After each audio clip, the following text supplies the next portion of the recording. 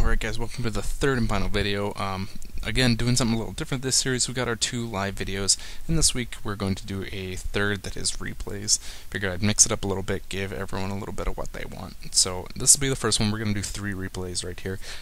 Did play several games. These are just a couple that I picked out because I liked the way they went. I thought they showed the deck well. I don't know. They saved, whatever reason. These are the ones I've picked. So opening hand's pretty good. We have 4 lands available to us, sack lands. We've got a Tragic Poet. We've got a combo basically set up here with Palace Guard and Ghostly Possession. So we're sitting pretty well. We're going to keep it. Opponent starts out with a Swamp. We're feeling pretty good. We do draw into Standard Bearer. We're thinking, Swamp, he's obviously going to be running some kind of kill spells, no matter what he's playing, which is pretty good for us because it gives us an opportunity to kind of get around the kill spells through the Standard Bearer that we just drew. So, second Swamp comes down, thinking mono-black control. We are going to sacrifice off the Terramorphic, searching out a Plains. We had a Forest in hand, so we didn't really need to find a second one. I put the Forest down. I wanted to go with a basic here instead of another Evolving Wilds, because I think it's more important to get out the Standard Bearer before the Tragic Poet. Tragic Poet is something you can get in later on. I know it does need to lose Summoning Sickness before it can be activated, but still nice to have the Standard Bearer into play. So obviously my opponent was playing Homebrew here. I decided to put down 3 here so we could get down Palace Guard. If you can get these combinations starting off, it gives you an opportunity to get past a whole bunch of things. At the very least, Palace Guard is going to sit here and be able to block this grub over and over and over again, and keep your opponent kind of hurting. So now comes down Blind Hunter, which is great. This card just needs to see more play. I love it. It is a little bit clunky in its mana cost, but I love it. So, drew first part of our combination here with Midnight Guard, and now we're getting an opportunity to search out with Evolving Wilds. Another important thing with these lands, I don't think I mentioned it in the deck video, is the fact that, they thin out the deck, they increase, you're not running any kind of tutors. A lot of times with decks you run stuff like tutors. You want to get them going so that you can find your combo pieces as much as possible. As fast as possible. So, by having things like Evolving Wilds and Terramorphic Expanse there to kind of thin out your deck, it increases your odds of drawing into the cards you need. So I threw out Midnight Guard, and this is kind of tilting my hand pretty early, but here's how I saw it. I'm at an opportunity where I have Standard Bearer into play, and it can take a kill spell. What I was hoping for is to top deck into my combo piece, and then I would be able to go off on turn 5. Didn't happen, which sucks, but I do have a lot of options as far as preventing things. Here you see I made a bit of a misplay, and this is why I wanted to show this one.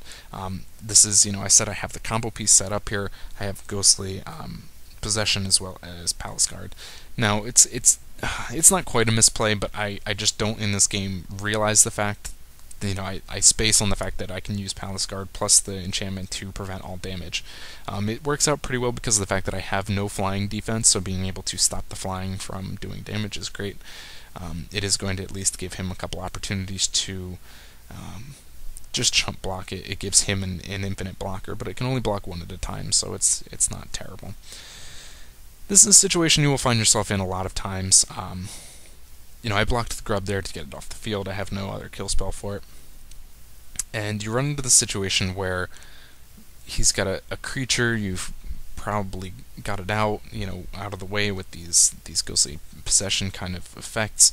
You want to make sure you're still attacking through. You're only going to do 1 damage per, but every little bit of damage helps, especially in an instance like this where he's already gained some life.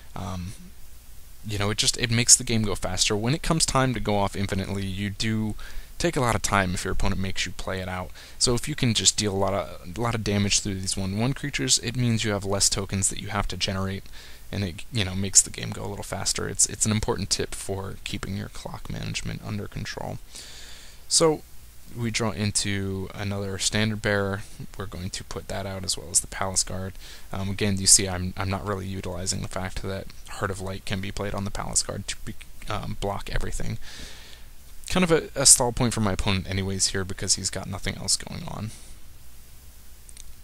Discard comes into play. I do get rid of Ghostly Possession simply because it is a little weaker of the two. It just focuses on combat damage. Either way, we don't really need either of them because of the fact that we have the Heart of Light. You had 2 in hand. Getting rid of 1 is not terrible.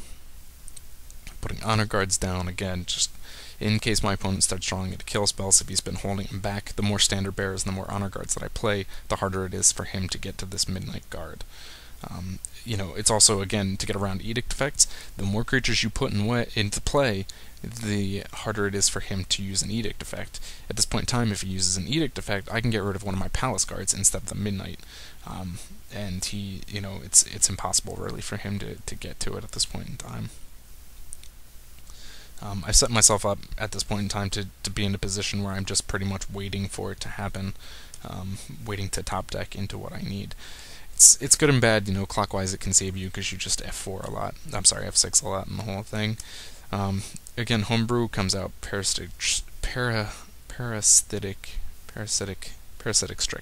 There we go. Again, he's got this whole mechanic which is really great. On opponent losing life, you gaining life, and that's really cool. So I give him props for that. Finally drawn to our piece here. We're going to put it down because it has been so long since our Midnight Guard had Summoning Sickness. He can tap on this turn and get that going as soon as possible. There's no point in generating these tokens on your turn unless you have to. I recommend waiting to the end of your opponent's turn after getting that set up so that you can simply attack on your next turn. He's going to swing here, menial damage. Doesn't really matter at this point in time unless he can find a way to get past 3 standard bearers and a coalition honor guard, as well as this number of creatures that I have to sacrifice. Kind of another tip on those edicts is sacrifice these non-lightning post creatures first. Sign in Blood's coming down. Okay, he decides to concede out because he does realize that I have the combo set up. Alright, let's get to this next game right here. No, this isn't the one. Here we go. Alright, text box is annoying, but I'm just going to hit play to get past this. His opening hand was not good, had no lands. There we go. If you saw that going down to 6, I had 1 land, which is bad. I am on the play. I go down to 5. 5 on the draw is not so terrible. 5 on the play is really bad, excuse me. But I do get 2 lands in my hand, and I do have 1 part of my combination, so we're going to take it from there. Going to play it out, obviously getting my creatures down. I draw into the second part. All I need at this point in time is basically a 3rd land, and I can call this game. So my opponent's got his 3rd land. He's obviously playing a hexproof deck. He's going to be able to swing for 4, and this would be an absolute great place to find things like my standard bearers and whatnot. And I get my 3rd land. Unfortunately for me, it is an Evolving Wilds, which means I cannot get that garden to play. I think if I could have gotten the garden to play on that turn, the game outcome might have been different, but not necessarily. You see here he is up to an 8/6. I would have to take 8 on this turn. I mean, I guess it would have been differently if that was a regular land, because the guard would have gone into play last turn. This turn would have been presence, and I could have comboed out. I can create, it's got trample, but I can create 8. It's an infinite number of tokens, so I can create 28 tokens, be able to block this on the next turn and attack for the win. On his next turn, sorry, and attack for the win. It doesn't quite work out. I put down Palace Guard. It really doesn't matter at this point in time. Being hexproof, I can't use things like Heart of Light to defend against it, since my opponent is the only one who can target it. With the trample ability, it was going to do 4 damage for me, and I was just stalling for time. There really had no answers for it. The game was pretty much over on the fact that I drew the Evolving Wilds as opposed to a basic land. But anyways, he does get Armadillo Cloak, which just guarantees that he wins this turn, and that game is over. Now, immediately afterwards, he sat down to another game, which is great. So I wanted to show this one as well to show how this matchup could have gone if you got a little bit better draw, if you didn't have to mulligan down so low. So this was the opening hand. In this game, 3 lands available. 2 Evolving Wilds. Basically, we do have one that's a Terramorphic, but same thing. So we're going to be able to, at the very least, thin out decks real fast. Of course, going to start out with one of those into play. This is just... This was unlucky, because if you can see here, he had to mulligan down to 3 and still had no lands. So it was really a bad couple of games for the 2 of us, but I still am throwing this in there just because, again, I wanted to show how the deck can go with a bit of a better draw, and this time you can see the combo out. So it is a bit of a cheese game, seeing that he's at 3 cards, and we'll go several turns before he gets his first land out. But to kind of be a sport and play along, I played the Evolving Wilds and didn't sacrifice any of these. I didn't play any creatures. I guess that could be seen as kind of a dick move. I thought it was, you know, being somewhat nice and giving my opponent a chance to get a play into the game. It's really not going to matter in the fact that, you see he's at 1 land at this point in time, I'm at 7. But anyways, I just wanted to show the combo going off here and all. So, Scout comes down.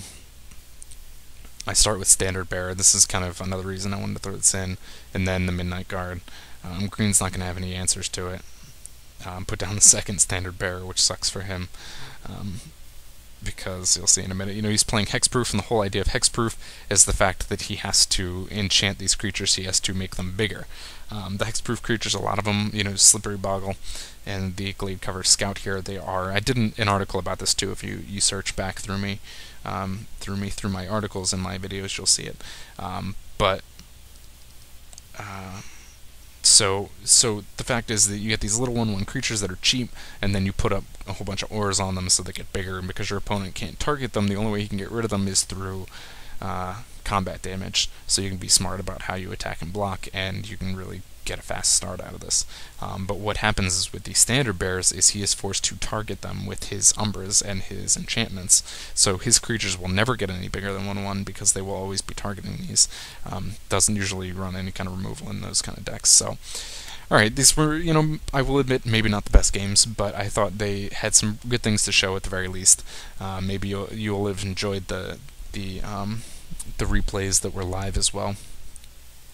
Hopefully this works out. I may try and do this in the future. I kind of like this idea. I've had a lot of people requesting the live plays.